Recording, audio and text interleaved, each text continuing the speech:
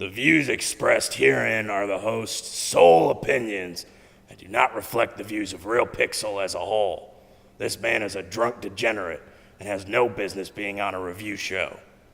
I'm MCguff Movie Buff, here to talk monkey stuff with our review of Rise of the Dawn of the War for the Planet of the Apes.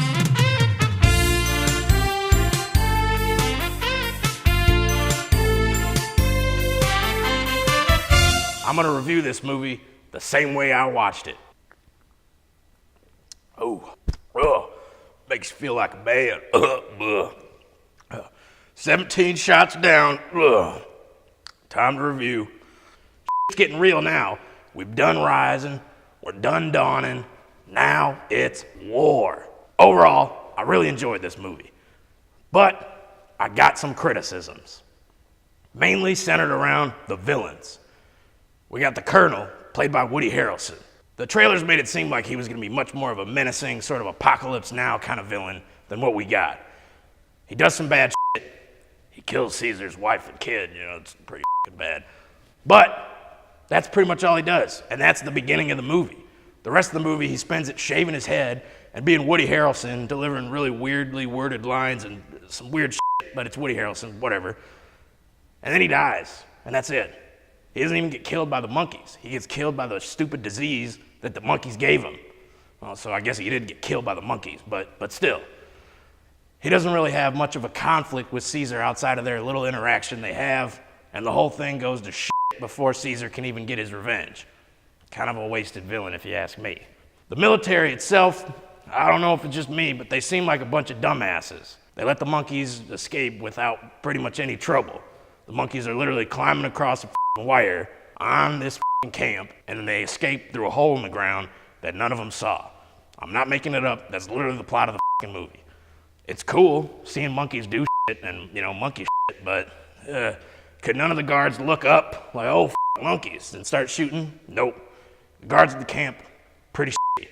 I wouldn't want them in my military. Truthfully speaking, I feel like the main villain of the movie is this guy we meet who's part of the army, but he's not really high up. Everybody else dies, he gets promoted, and then starts carrying around a crossbow for some reason, and then he shoots Caesar with a crossbow near the end of the movie. And everyone's like, oh no, he shot the monkey, damn it. He was a prick. I hated that guy just because he shot the monkey. And if you can make me hate the villain, well, you did a good job. I hated him, didn't really hate the Colonel. So to me, he's the main villain of the movie. And he gets a really satisfying death. He gets shot with a grenade launcher by a monkey. Boom! Dead. Blown to pieces. Now, full disclosure, I have not seen any of the other Planet of the Apes movies besides this trilogy and the 2001 ass Mark Wahlberg movie.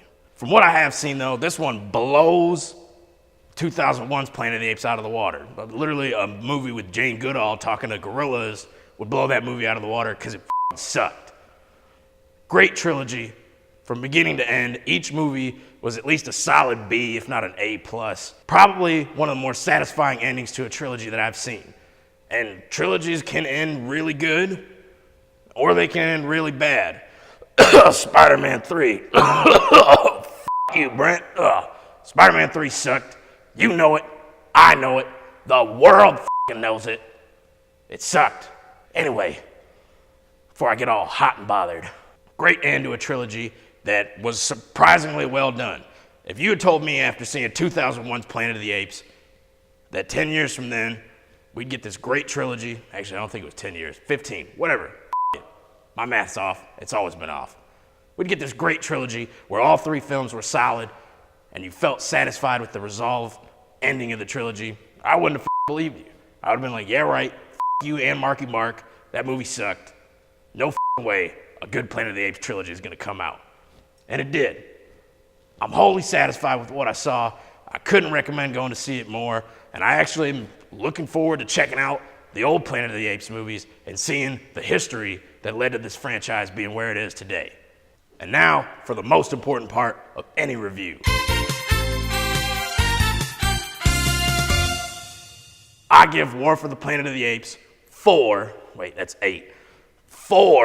Buff Muffs out of 5. The only things holding it back from getting a perfect score were the fact that the villains were lacking and that the army itself was pretty stupid. And they let the monkeys get away with a lot of monkey business and a lot of monkey shit that they probably shouldn't have.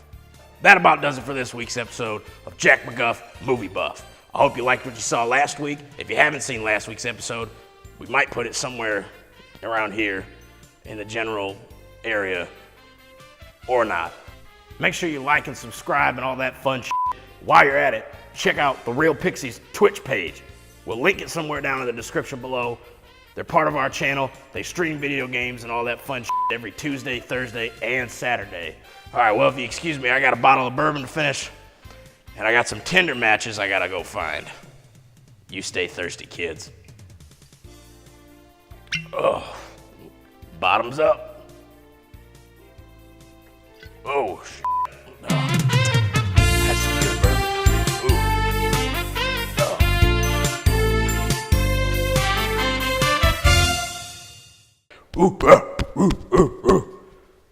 What you just saw was literally the best Tom Hardy impression in Mad Max you will ever see.